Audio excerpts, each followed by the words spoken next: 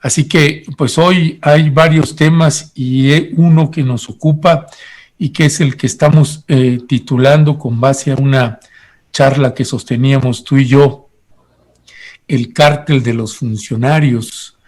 Y eso pues suena así como, de hecho empezamos a recibir algunos mensajes, a ver cómo está eso del cártel de los funcionarios, y qué mejor que hablar con Juan Alberto Zedillo.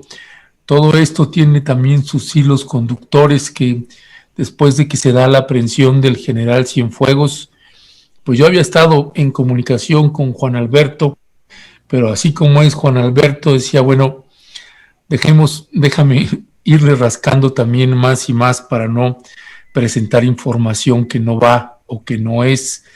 Y se hablaba de este cártel H2, y de pronto se empezaron a mencionar nombres de funcionarios, gobernadores, exgobernadores, perdone usted, bueno, y gobernadores también en funciones. Ya sabe que en México hay de todo en la viña del Señor. Así que, mi querido Juan Alberto, ¿qué nos traes ahí con esta información, este cártel de funcionarios al que te estás refiriendo? Pues mira, tradicionalmente en México estamos acostumbrados a que capos del narcotráfico sobornen altos funcionarios para que los dejen operar o sean cómplices en alguna medida de sus actividades. Y cuando se captura al general Cienfuegos en los Estados Unidos, vuelve a salir el tema del cártel H2. Uno esperaría que un alto funcionario como el secretario de la Defensa estuviera relacionado más bien con un cártel poderoso como sería Sinaloa, ¿no? Y el Chapo y toda la tradición que tiene Sinaloa como el gran cártel del narcotráfico histórico en México. Y resulta que el cártel H2, pues en realidad hasta muy poco tiempo era un grupo desconocido, ¿no? Y más en un estado muy pequeño, ¿no? Pero resulta que en realidad ese cártel H2 no es el famoso líder Juan Francisco Patrón Sánchez, el responsable de toda la actividad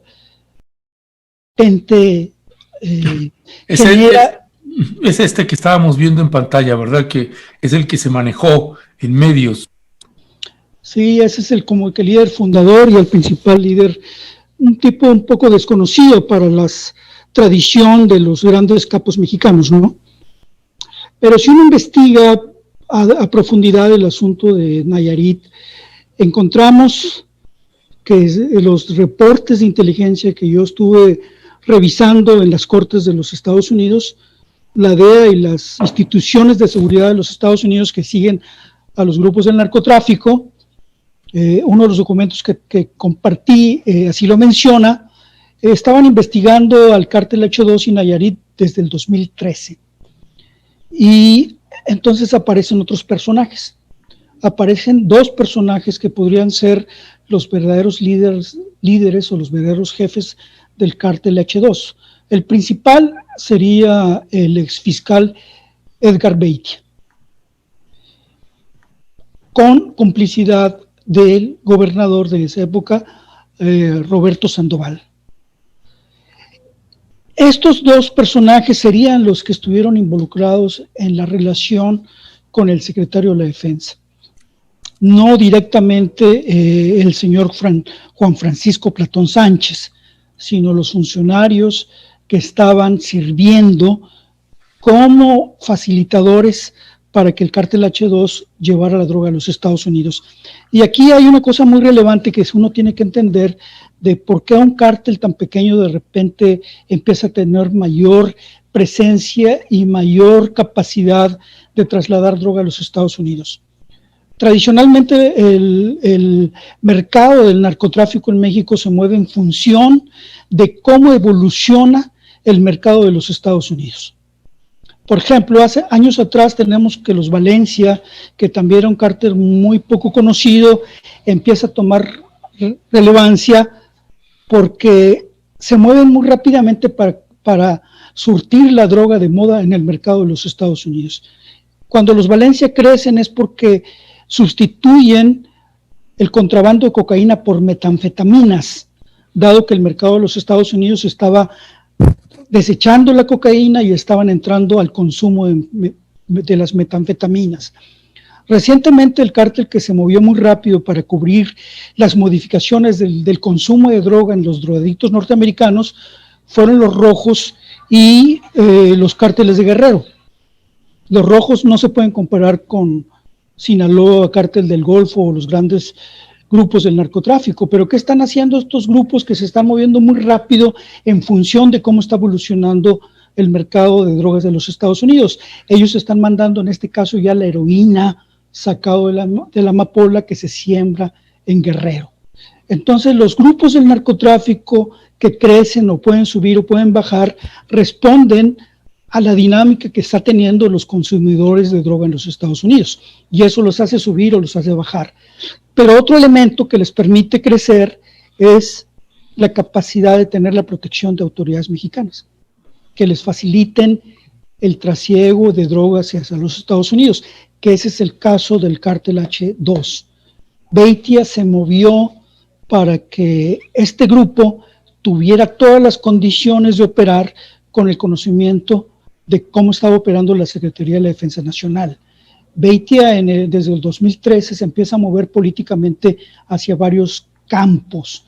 Por ejemplo, en Nuevo León nos corresponde que cuando está el cambio de gobierno a punto de subir el Bronco, Beitia vino y le ofreció a Jaime Rodríguez Calderón el financiamiento de su campaña.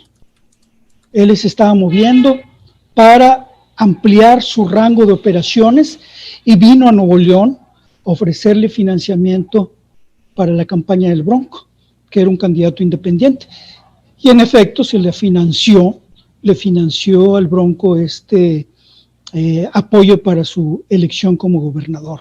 Beitia se vino a Nuevo León, posteriormente estuvo en otras partes, y esa es la manera como un grupo el cártel H2 empieza a tomar mayor presencia gracias a que es no un grupo del narcotráfico de capos de bajo nivel, sino que es un grupo del narcotráfico que está operando con la complicidad de un fiscal, con toda la capacidad que tiene un fiscal, con toda la capacidad que tiene un gobernador, y estos dos personajes en relación con el secretario de la Defensa Nacional. Aquí nada más quisiera hacer una precisión para la audiencia, mi querido Juan Alberto Zedillo, es que pues Edgar Beitia, que usted lo está viendo, bueno, lo estaba viendo en pantalla, pues era el fiscal del gobierno de Nayarit. Roberto Sandoval. De Roberto Sandoval, del ex gobernador Roberto Sandoval.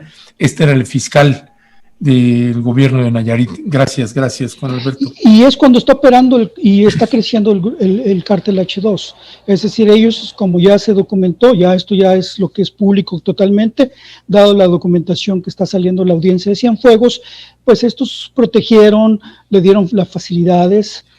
Recientemente, hace unas semanas atrás, menos de 2-3 meses, la Fiscalía de Personas Desaparecidas en Nayarit, a través de una denuncia anónima de un grupo de buscadoras de mujeres, de familias, sí. Ellos recibieron, este grupo de buscadores de familias, recibieron una denuncia anónima de un miembro del grupo que les quiere dar a conocer la ubicación en Bahía Banderas de la narcofosa más grande que existe en Nayarit, donde con ácido desaparecieron a cientos de personas. Se comunica con estas mujeres, el fiscal de personas desaparecidas, Gerardo Torres, creo que se llama, yo hablé con él,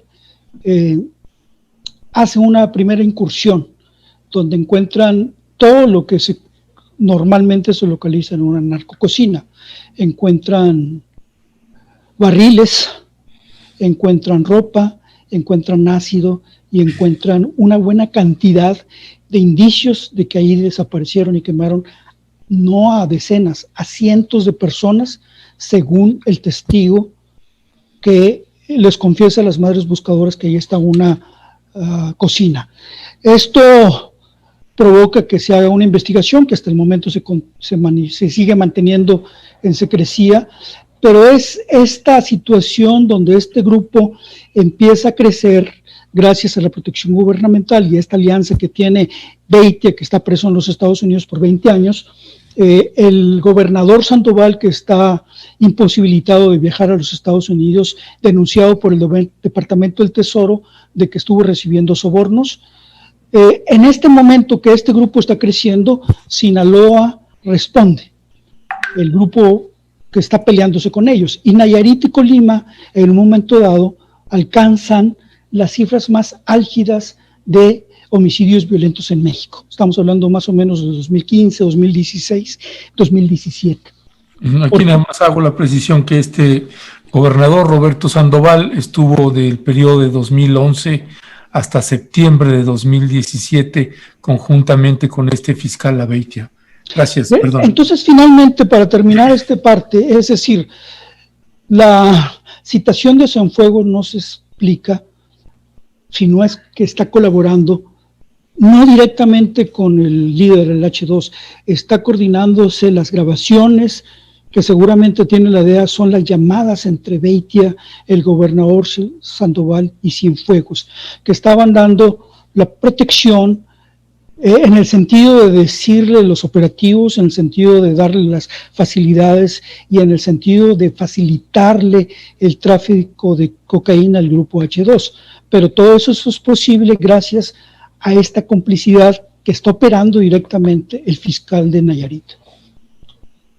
Ya. Ahora, esa parte me lleva, Juan Alberto, a este grupo, ¿qué empieza a develar este caso entonces, si no es este personaje, el H2, el principal, sino de los principales que estaban más bien operando todo este trasiego, que es este ex gobernador Roberto Sandoval y el fiscal Abeitia? Empieza esto a develar que son estos funcionarios y qué otros funcionarios se va, en la medida que va jalando la madeja estas investigaciones en los Estados Unidos, Juan Alberto, que empiezan a ser salpicados ya. Esa es una buena pregunta porque, por ejemplo, te comento, repito, Beitia se vino hasta Nuevo León a tratar de extender su reinado, ¿no? Y convenció al Bronco de darle dinero. El Bronco lo ha dicho, lo ha aceptado públicamente, que Beitia es su amigo, y él se movió con varios funcionarios.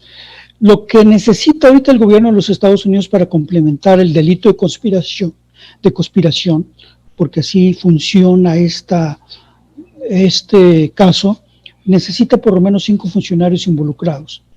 Le faltan 2 más. Tiene allá Beitia, que en realidad la investigación contra Cienfuegos empieza con él. Él da una aceptación de condena y firma un acuerdo de reducción de condena. En esta reducción de condena entrega a las autoridades de los Estados Unidos $1 millón, que ese cheque incluso se salió a nombre de los Marshalls, y con el número detrás del cheque, con el número de caso de Beitia. Es decir, las autoridades de los Estados Unidos hasta ahora, manteniendo su secrecía de la investigación, tienen a Beitia acusado a Sandoval, señalado a Cienfuegos, y les faltan 2 funcionarios de alto nivel. No creo que lo relacionen con García Luna, porque ese es otro proceso que lleva conjuntamente. Pero aquí nos lleva a al siguiente tema, que es que tenemos en los Estados Unidos 2 casos emblemáticos de los funcionarios más altos en la historia de México relacionados con el narcotráfico, que es García Luna y el general Cienfuegos, teniendo mayor relevancia el general Cienfuegos porque hasta cierto punto, desde Ernesto Zedillo, el ejército tomó la bandera de la lucha contra el narcotráfico. La PGR fue sustituida por el ejército, la PGR estaba totalmente involucrada, así lo entendían las autoridades mexicanas y los Estados Unidos, y promovieron que el ejército fuera el principal promotor de la lucha contra el narcotráfico, y ahí estaba el zar antidrogas Rebolledo, ¿no?, que también terminó involucrado. Entonces tenemos a 2 altos funcionarios presos en los Estados Unidos, y esto nos pone en la disyuntiva de que ambos funcionarios no tenían investigaciones en México. Ese es el punto, ¿no? Y la chamba de acá. Exactamente, entonces nos pone en una situación muy delicada porque las instituciones de justicia mexicana siguen siendo subordinadas al Ejecutivo, no son instituciones de Estado que investiguen por cuenta propia a los altos funcionarios, sino los servicios de inteligencia, llámese CISEN, llámese operaciones especiales de la Secretaría de Seguridad, llámese sección segunda del Ejército Mexicano, siguen siendo instituciones que están al servicio del poder en turno, de los funcionarios del poder en turno, pero no son instituciones de Estado que investiguen por cuenta propia las irregularidades en México. Y entonces tenemos, como segundo tema que yo quería mencionar, que me llama la atención que en este momento tenemos una serie de procesos en los Estados Unidos de casos donde con delitos que se cometieron en México se están juzgando en Estados Unidos. Tenemos a García Luna y tenemos al general Cienfuegos. Pero también tenemos que el líder de la secta Luz del Mundo, Nazón Joaquín García, cometió crímenes de pederastía en México. Él está siendo juzgado en Estados Unidos, pero él cometió crímenes contra menores de edad en nuestro país. Gran parte de los videos de pornografía infantil que se les encontraron y gran parte de las acusaciones de violación de menores ocurrieron en México. Y desgraciadamente, de nuevo, Nazón Joaquín García no es investigado en México. Incluso no solamente no fue investigado, sino altos funcionarios de la 4T permitieron un reconocimiento y un homenaje en el Palacio de Bellas Artes, y algunos de ellos asistieron a ese reconocimiento. Entonces tenemos que este tipo, que debería ser también investigado y juzgado en México, totalmente ajeno a la posibilidad de que nuestro país lo juzgue. Y un tercer caso que es emblemático, que no es un caso de narcotráfico, pero también sus actividades ilegales y sus delitos se cometieron en México, es el de la secta NXIVM, de Kate Raniere. Kate Raniere tenía como uno de sus centros de operaciones en Monterrey, en particular el municipio de San Pedro, donde estaban reclutando mujeres que posteriormente se convirtieron en esclavas sexuales de él, ¿no? Como sabes, la secta NXIVM operaba en 2 niveles: el nivel público, que era una organización de superación personal, coaching y todo ese tipo de cosas para hacer mejores negocios, donde participa el hijo de Carlos Salinas de Gortari, que por cierto amenazó personalmente a varias de las personas que iban a denunciar a Raniere, diciendo que él era muy poderoso y que tenía el control en México, que incluso si viajaban a México les podían matar. Esta secta, con su esclavitud sexual, pues ya comete ilegalidades en México, porque gran parte de las víctimas fueron reclutadas por una personaje de Nuevo León que alcanzó un nivel. Como sabes, la secta tenía varios niveles, y los que tenían un cierto pañuelo, bufanda amarilla o verde, alcanzaba cierto nivel, ¿no? Una de las personas que estuvo acercando a mujeres a Raniere, que podría ser una especie de trata de blancas, fue la actual alcaldesa de Escobedo, el municipio de Escobedo, Nuevo León, Luz Flores. Esta mujer tiene un departamento en Nueva York, estuvo movilizándose para conseguir personas que entraran a la secta, cobraban una cantidad nada pequeña de 10,000 pesos por acceder, y ella, junto con otros personajes de Nuevo León, permitieron y facilitaron que Raniere tuviera esclavas sexuales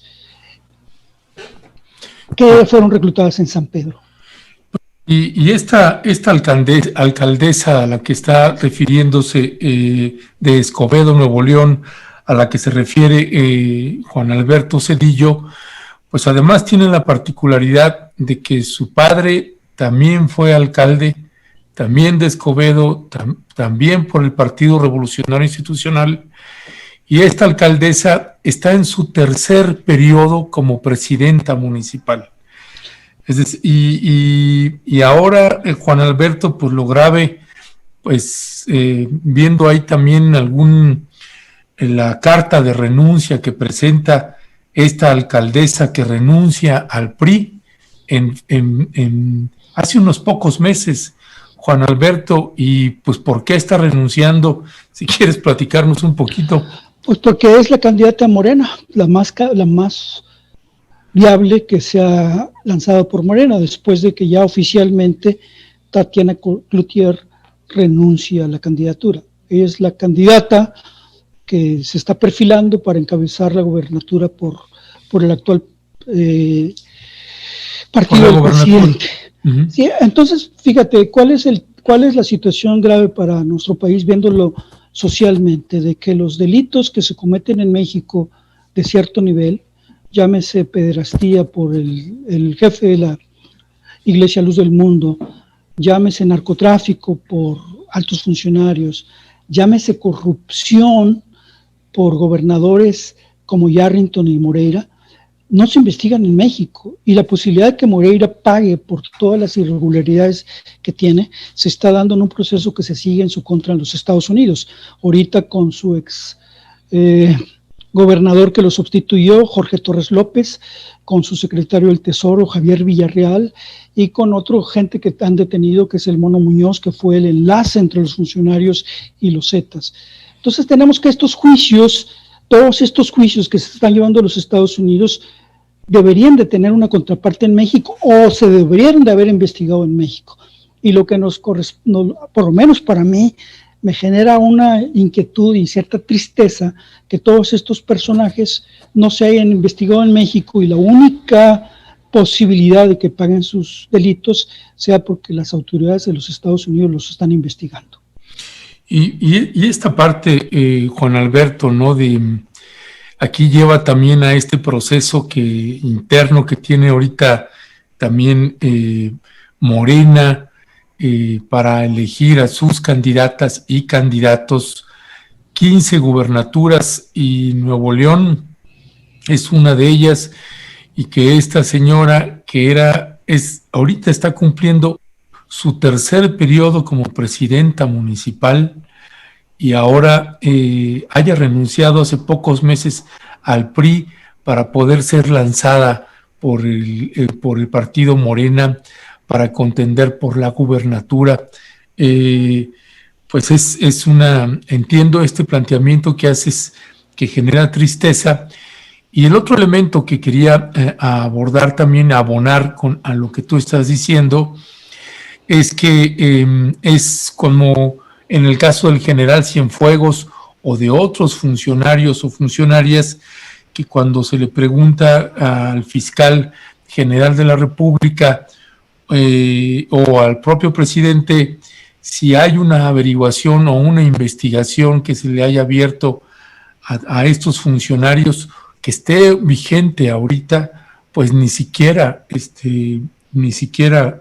Alberto Zedillo. Entiendo que además, intento ponerme también en el lado del Ejecutivo Federal, y viendo toda esta red de complicidades y de enemigos y de bloques federalistas y demás, pues un momento por demás complejo, pero que eso no justifica que no se esté haciendo la chamba. Particularmente también me quedo pensando mucho en el fiscal general de la República, Juan Alberto Zedillo, fiscal Alejandro Hertz Manero. Pues sí, porque el problema fundamental es que no solamente no se está investigando, sino que no se tengan indicios de que eso estaba ocurriendo, ¿no? Ni siquiera con García Luna, que cuando se sabía que García Luna estaba manejando presupuestos multimillonarios gracias a la gran armadura de la Policía Federal con la iniciativa Mérida, ¿no? Es decir, García Luna tenía, varios lo han documentado, Anabel lo ha documentado, el manejo de presupuestos millonarios y que le permitieron pues comprar propiedades en los Estados Unidos. Es decir, tenemos una situación, desgraciadamente, que las instituciones de inteligencia, de justicia y las instituciones que deberían de estar cuidando la legalidad en México solamente operan como una venganza de un grupo contra otro grupo. Es decir, es más probable que un exgobernador que caiga en desgracia o un gobernador que caiga en desgracias lo sea porque es enemigo del presidente en turno, porque es investigado incluso, o más bien por los medios. Duarte no fue un hombre que fue el gobernador de Veracruz, no fue un hombre que fue sacado a la luz por la fiscalía, fue un gobernador que fue sacado por las publicaciones de investigaciones de periodistas. Es decir, estamos viendo que las autoridades de justicia van muy atrás en términos de poder castigar a los culpables de ilícitos detrás del periodismo, detrás de la justicia norteamericana, que sus propias investigaciones. Pues escuchó usted a Juan Alberto Cedillo, corresponsal de la revista Proceso en el noreste de México.